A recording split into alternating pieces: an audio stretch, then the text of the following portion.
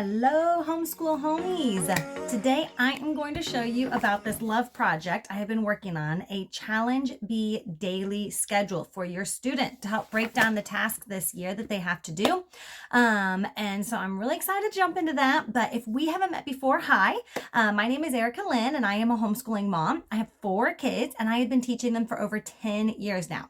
So we use a classical approach to school and we have been using My Father's World and Classical Conversations as our main curriculums. It's my goal to help homeschooling become easy for you too. So I am taking all the tips and tricks that I have learned over the years and putting them here for you to see. Please like this video, subscribe to my channel, and ring the bell to support me. Okay, so let's dive in.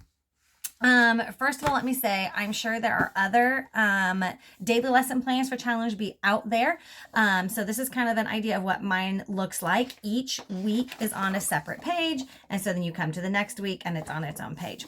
And each day is broken down. So right off the top, what I think sets mine apart is that I have been a Challenge Bee director for 3 years now.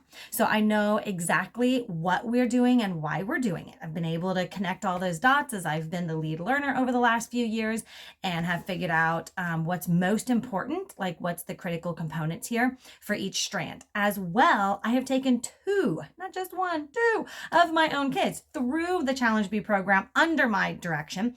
And so I've been able to come at this from the viewpoint of the director and what is really important for the student, but also the parent and what we actually are diving into at home. And so I've had the opportunity to kind of go over like where some of the holes are, where some of the gaps are in the guide.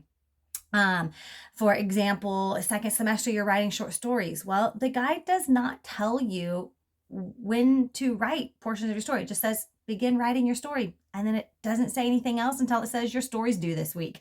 And so there's a lot of gap there. And so I have gone in and I have filled in some of that gap and given your students a little bit more direction week by week as they go through that short story writing process. So let me just walk you through what this looks like here.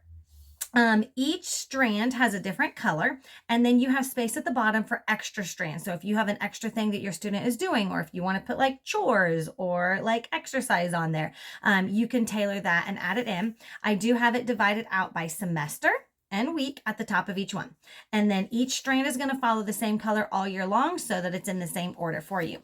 And then I have 4 days split off here, and each day you have a list of things that you can do. And so as you get each one done, you can mark it off or you can highlight it. My daughters like to highlight theirs. That way they can still see what it was clearly, but they know that it's done also. And so you'll have a couple of different tasks for each strand of what you need to accomplish. So a couple of things where I think that this really can make a big difference. First of all, let me just say Latin. Let me tell you how much I love Latin. Latin is my favorite strand of all of them. I am kind of a rules nerd, and tell you what, Latin has a lot of rules. It's similar to algebra in that way. You have to follow the formula of constructing these verbs and all of these words, and I really do love that. So what I have done in the Latin here is let me see if I can find a good week. Here we go. Here's a good week. I am looking at week 9 from first semester, and the Latin is in the blue here. So there's a couple of things your students should be doing every day, and I've put it over here. They should be doing 20 minutes of memorizing rules, and that is copying the rules that are in the guide for the week, as well as doing their copy charts. Your director has probably given you like a noun copy chart and a verb copy chart and an adjectives copy chart. If they haven't, you can find those in the Facebook group, or I might also be trying to pull together a bundle of the ones that I like to use as well, because they will go specifically with my lesson plan. But I tell you up here, I have matched the specific rules that go with each lesson in the Latin book, that go with each exercise in the Latin book, and put them all together for you here. So when you come in on day 1, you need to copy only rules 142 through 152. I said only, that's a lot of rules. But for this week, you need to copy those 10 rules because they directly coordinate with what you are learning in, let's see, this is a review lesson here. No. Your vocab is review. Let's see, the lesson is down here. The lesson is the introduction and 9.1. So that's Unit 9 in your book, sub lesson 1. When you go through here, these rules are going to be applied in this lesson that you're reading as it's instructing you, and then you're going to use them in your exercises. So you're going to do 20 minutes of copy time. That means copying these rules, and then you are also going to copy the first conjugation verbs, active, indicative, present for each first conjugation verbs, active, indicative, present for each tense. Okay, so there'll be 6 tenses. You're copying that for your first conjugation. So those are the verbs that we're going to be practicing in these lessons. That's why we're copying them as part of our rules time. Then you're going to spend 20 minutes on vocab. If there is new vocabulary, I've written the page that you need to make your new vocabulary flashcards for. If not, you're just going to spend all 20 minutes reviewing your vocabulary cards. Then you're going to spend 20 minutes working on your lesson and exercises. So you're going to read your lesson, and then you're going to divide your 20 minutes in half. So you'll do 10 minutes on exercise 104 and 10 minutes on exercise 105, or however many minutes you have left after you read your lesson. So maybe you just have 9 minutes for each. So this breaks down all 3 components of your Latin, okay? So you've got your rules you're copying, you have your copy chart you're working on, which is going to coordinate with your lesson, then you have your vocabulary, then you have your lesson you're reading, and then you have your exercises as well. And that's going to be for every single day. I've broken that down like that for every single day of the entire year. I love how I've organized the Latin. It's going to make so much more sense. It's all going to work together very cohesively, and hopefully reinforce these lessons that the students are learning.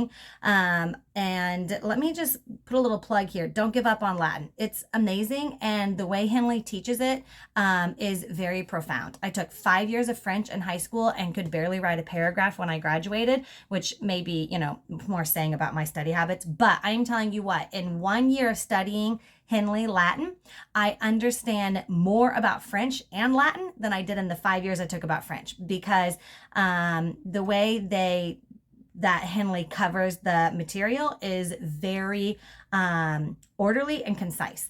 And so I really do feel like this is a great curriculum. Okay, past that plug. Another thing that I really like in Exposition, I break down how many chapters your student needs to read of each book per day in order to have it done in the 3-week time span, so they can keep up with that. I also have in here the individual tasks that they need to be doing for their LTW curriculum. So if it's an arrangement week, like this is an arrangement week, you need to sort your Annie, then you need to rewrite your Annie in the new category order.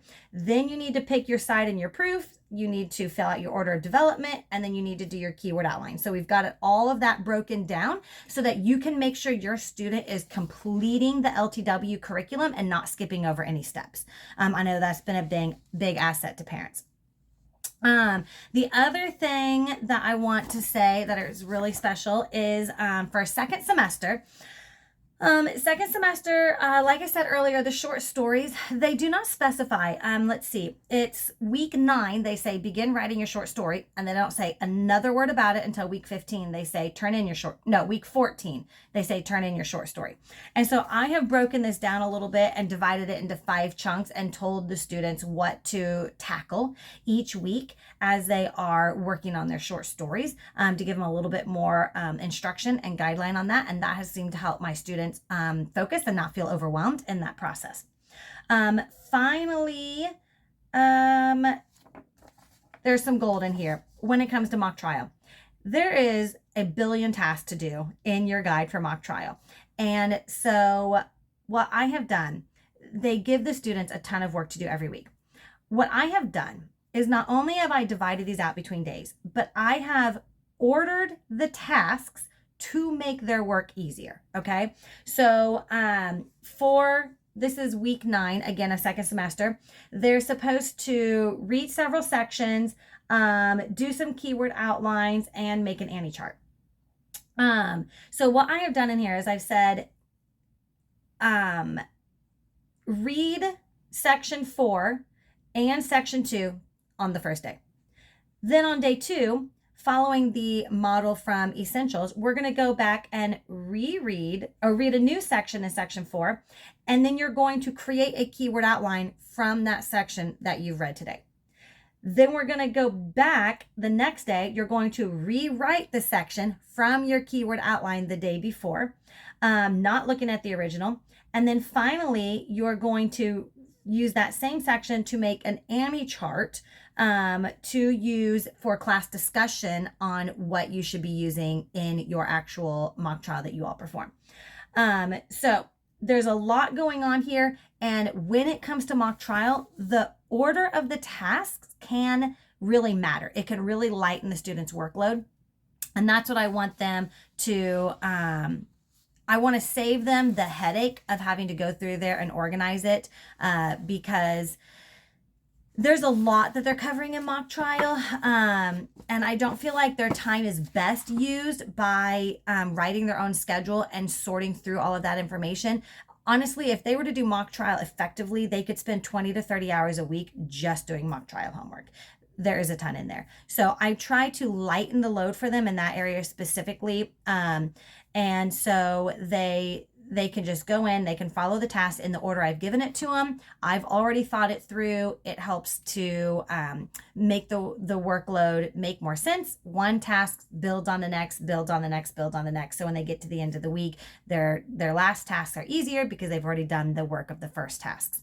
And so that is a look at Challenge B, Daily Planner for your student. I hope you all enjoyed seeing this preview, and congratulations, you made it to the end of the video. If you would just pop a hearts emoji in the comments so I know you watched the whole video, that would mean so much to me. Thank you.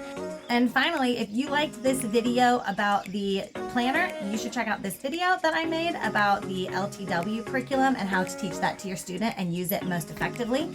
I think you'll love that as well. And remember, you are enough just the way you are.